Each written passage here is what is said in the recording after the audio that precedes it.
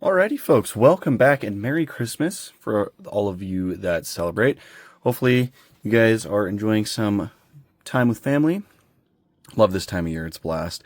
But anyways, it is Christmas Eve. I'm sure most of you guys will be busy, so whenever you're watching this, hope you had a good holiday.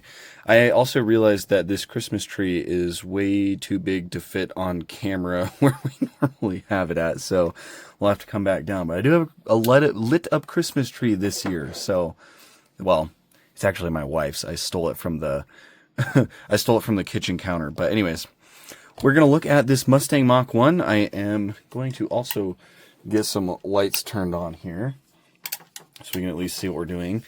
And I have the one from James Bond right here as well. It's the 1971 Mustang Mach1 in race red. So this is the stock version of it. I'm trying to review the rest of the mini GTs that I think have a chance at being a top 10 contender, because that video will be coming up here soon. My top 10 list for 2025. So, and there's actually several that I want to review because I think they will in fact be on the list. So this Mustang is actually one of them. With how much I enjoyed the James Bond casting, and I mean the James Bond casting could be it could be on the top 10 as well. I think I'm starting to figure out a way I'm gonna do the James Bond stuff as far as the top 10 goes, because I really loved all the James Bond stuff this year. But anyways, this is Mini GT number 1122. There's all the information on the back, Ford licensing, nice holographic sticker, and then there's that left-hand drive, of course. I do not think these were made in right-hand drive. And here it is. I'm curious to see if this is the same color that was on the James Bond one. I'm not exactly sure.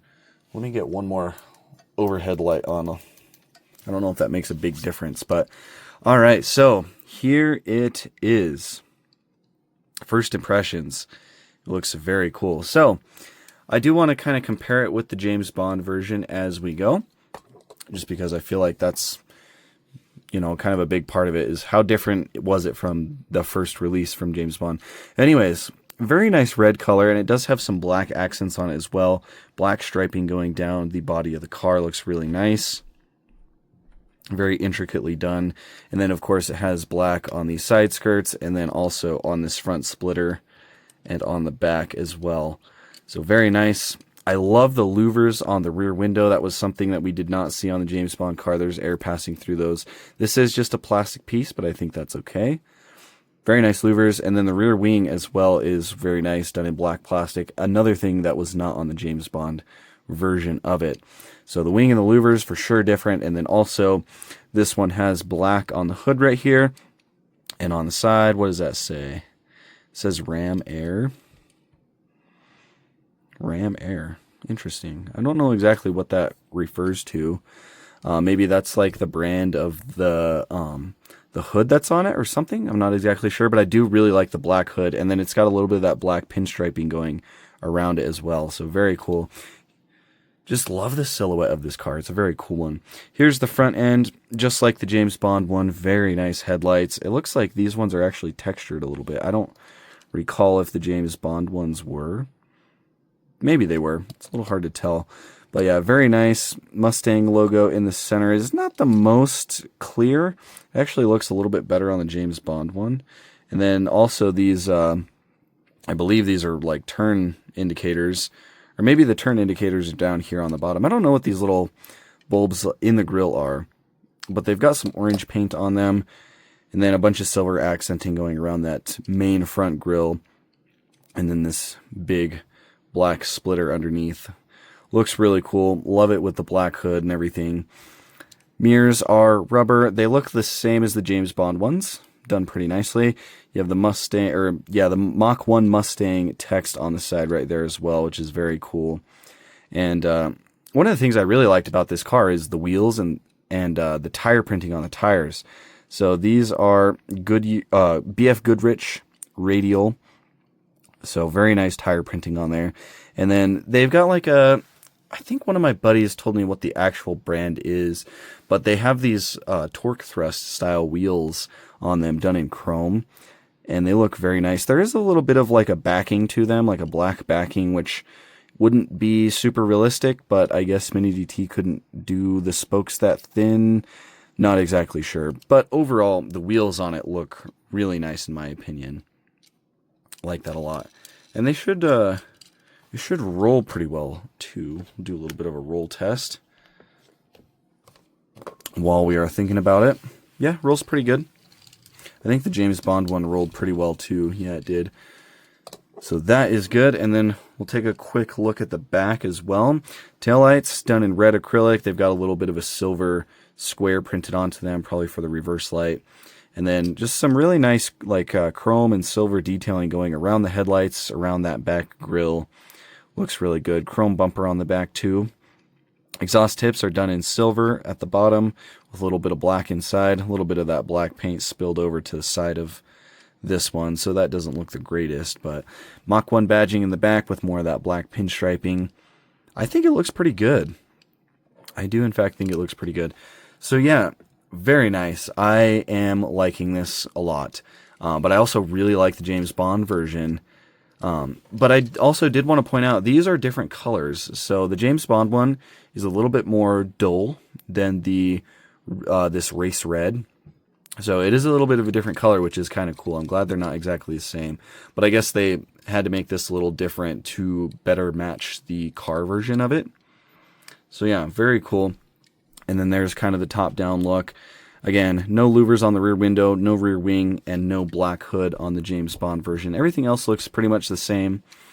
And then here is the front view. So the James Bond version obviously has that license plate, that Nevada license plate, whereas the regular one does not. And then the regular one has this front splitter, this black splitter down here on the base, and the James Bond version does not. It is missing that, so that is another little difference there. Everything else on the front looks pretty much the same to me. I will say the orange, the orange details in the front grille look a lot better on the James Bond version. Like, I don't know, something went wrong with their paint on my particular example of this one, but they both still look really good.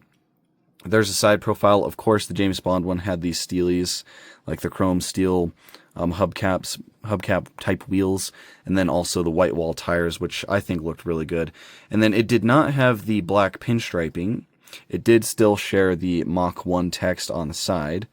And yeah, I think that's about it. Just no pinstriping. And oh yeah, the James Bond one had silver trim separating the red and the black, whereas the this one just has like black pinstriping, not necessarily silver trim.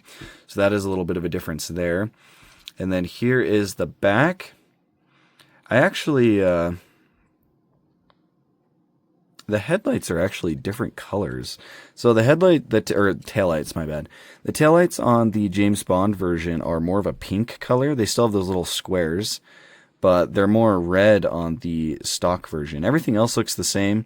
They both have that black pinstriping, which I think it might be a little bit different on the regular one, a little bit more pointed at the corners right there, and then it's a little bit more rounded on the James Bond version. But the exhaust looks the same. Obviously, this one has the Nevada license plate, but everything else looks pretty similar except the color of the taillights. So it's kind of interesting. I think I prefer the more pink shade of taillight. It looks more like organic for the time period, but both are really good. Silver door handles on both of them as well. Yeah, I like them both. Little bit of quality issues with this one as far as like that front grille goes, but other than that, it looks pretty fantastic. And I don't know. I almost like the James Bond one more because of the wheels. A little bit cleaner look without the black accents and like the spoiler and stuff, but I don't know. This one is really cool. I'm excited for the yellow one that's coming out as well. And then was there a blue one on pre-order? I can't remember. Yeah, very, very nice. Love the wheels on this one. Love the tire printing, acrylic headlights and taillights. Yeah, this is great. And I also forgot to mention, but these are very heavy models. It makes sense. Old muscle cars were very heavy. But yeah, this one is, as far as the Mini GT goes, very, very weighty in the hands. So I'll try to throw up a photo of this Mach 1 in as similar of a spec with these wheels as I can. I don't know if I'll be able to find anything exact, but I will try my best. Very nice casting, though. I do like it. And it could be a contender for top 10. I will have to look through everything that releases here and decide. But I knew I wanted to look at this one. I know some of you guys have been wanting to see it too. But I wanted to look at that one, kind of compare it with the James Bond. That way I know for sure when I go to make my list. So, yeah, I guess that's about it. Again, Merry Christmas and Happy Holidays to all you guys. Thank you for watching, and I'll catch you in the next one.